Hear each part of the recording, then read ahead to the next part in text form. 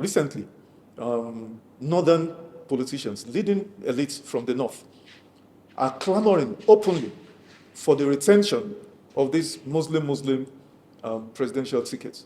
I was aghast last week when I saw on TV a certain Honorable Farouk Ali saying that, he must, if they cannot drop the Muslim, and then the interviewer asked him pointedly that, okay, he says the North does not mind a Muslim. In fact, the North would not participate if there's no Northern. Would the North also not mind a Christian? And the guy said, no, it cannot happen. And I was asking myself, when and how did Nigeria arrive at this juncture? Majeed, I'm saying, have we made progress in the last, 26 years of this Fourth Republic? If at this juncture in our evolution as a nation, this is what we're talking about. I'm laughing. Yes. You see, we often complain about racism. But there's something that most of us in Africa, Nigeria particularly, do not understand. And it is the fact that tribalism is worse than racism. Racism is hate for other people. People you see physically as different from you. So a white man sees a black man, an Asian man sees an Arab. So there are physical differences. So it will require some effort at real diversity management and reconciliation to move as one people. But it is even worse when, as a black man, you despise your fellow black man based on artificial lines. Not necessarily on any tangible. I mean, there's no difference between you and I sitting down together. If a white man was watching this program today, he would probably think we are siblings, children of the same parents, having a family conversation. Yeah. So if people that are seen as one people, that's what they call all of us Africans, they don't bother whether you are African, they think you should know we are one people. Of course. Now, we are this divided. It's a subhuman trait. And I want scholars, I want intellectuals to focus on this issue.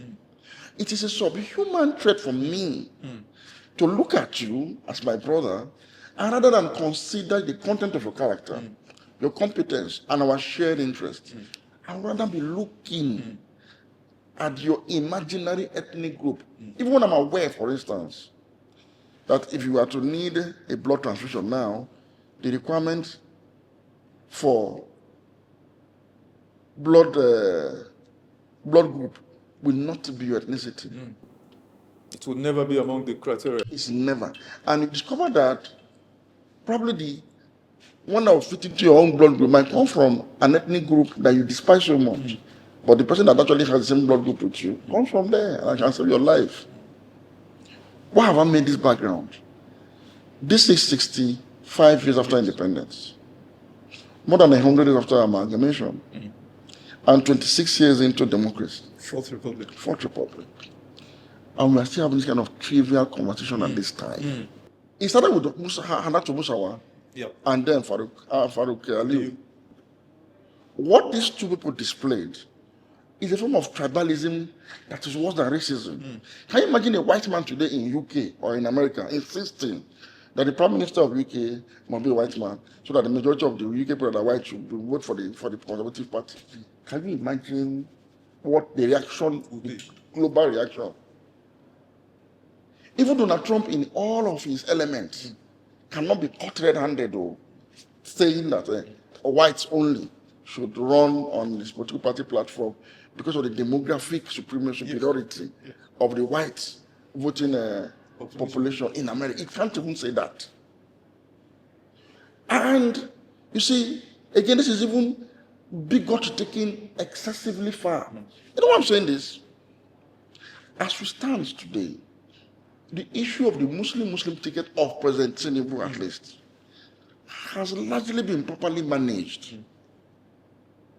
Managed in the sense that the initial fear that greeted that option of Muslim ticket, which was actually based on the same sentiments we were expressing, which is not right for any country anyway. But it is what President Tinubu has achieved in his nearly 2.5 years in power now. Only thing that he has achieved that I can give him credit for, without reservations at all, is his improved diversity management skills, what we experienced under the Buhari 8 years administration. to such an extent that despite having a Muslim presidency, Tinubu has not dominated his government or Nigeria with Muslims or Muslim agenda. You can give this to him. Meaning, in any case, if you have the right leadership, we can function as one people, irrespective of some of these tendencies. So his government has not reflected too much of Muslim dominance. There has been a fair balance, a fair mix of both religious groups, which has doused tension and has dissipated the fear that initially created the prospect of a Muslim presidency. Give that to President Tinubu. I had expected that any member of the APC, and I'm not on South, that wants to defend the right to Shetima to continue as vice president should have told this line of argument. So, well, while it would have been much more desirable to have a better balance, but what this man has shown to us is that despite having a Muslim running mate and a Muslim vice president, collectively they have not dominated this government by Muslims. They don't dominate this government with Muslim agenda. They have been very fair to all, which means that, okay, with the right leadership, even a Christian presidency may not necessarily translate into a Christian-dominated Nigeria. This should have been the argument. I mean, okay, this for me should have been progress. But some people are simply, so parochially they are thinking that they couldn't even see this option of argument to support the continuous stay of Shetima as vice president. And the person, they have done a disservice to Shetima himself.